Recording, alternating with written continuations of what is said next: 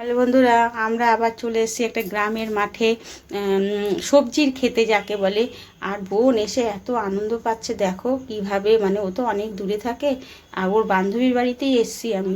দেখো ফটো তুলছে, এগুলা নেচে নেচে নেচে ফটো তুলছে, আমিও কিছুটা ফটো তুলে নিলাম। এবার এখন গাজর তুলবো। তা বোনের বান্ধবী বললো যে দিদি যা, মাঠে গাজর উঠেছে, কিছুটা গাজর নিয়ে আয়। যদিও আমাদের অসুবিধা নেই, শিয়ালদার থেকে আমার মানে কর্তামশাই নিয়ে আসেন, তবুও যাই বলো, সস্তা আর পকেটিয়া সকলেই দৌড়ায়। তাই আমিও ছুটলাম বোনকে নিয়ে, একটা বড় ব্যাগ নিয়ে মাঠে ছুটেছি। পরন্ত বিকেল, এখন প্রায় সন্ধে সন্ধে হয়ে আসছে। ওই দেখো হাতে ব্যাগটাও আবার দেখিয়ে দিলাম। আর খুব মজা লাগছে, দুই বোন মিলে না এত ভালো লাগছে যে কি বলবো। এর আগে সর্ষের ক্ষেত ছিল, তখন এসেছিলাম, সর্ষে ফুল নিয়ে গিয়েছিলাম, সর্ষে ফুল, তারপরে সর্ষে পাতা, মানে ওগুলো নিয়ে গেছিলাম। আবার এসছি, দুই বোন মিলে একদম ব্যাগে করে গাজর নিয়ে বাড়িতে যাব।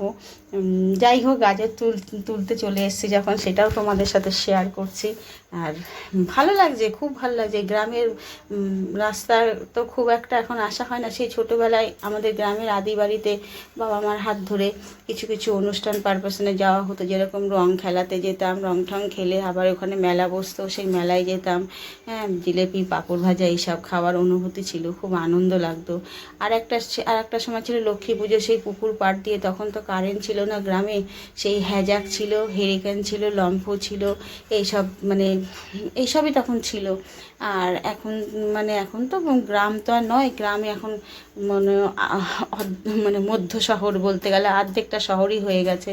যাই হোক, কিছুটা ক্যামেরার সামনে হাতগুলো পড়ে যাওয়াতে অনেকটা ছবি এদিক ওদিক হয়ে যাচ্ছে। যাই হোক, তোমরা একটু দেখে নিও। আর সন্ধে হয়েও আসছে। আমিও মানে কি বলবো, আমারও জুতো খুলে গেল মাঠের মধ্যে, এত নরম নরম কাদা, কাদা নয়, নরম নরম মাটির মধ্যে পা পড়ছে। যাই হোক, আমিও গাজর তুলতে চলে গেলাম। আর খুব ভালো লাগছে, ব্যাগও ভরে গেছে, এক ব্যাগ গাজর হয়ে গেছে, এতগুলো গাজর। যাই হোক, নিয়ে যাই, যতটুকু ভালো থাকবে ততটাই খাবো, বা যতটুকু খারাপ থাকবে সেগুলো ফেলে দিতে হবে। হ্যাঁ, তোমাদের কেমন লাগছে আমার এরকম উৎপাত? ভালো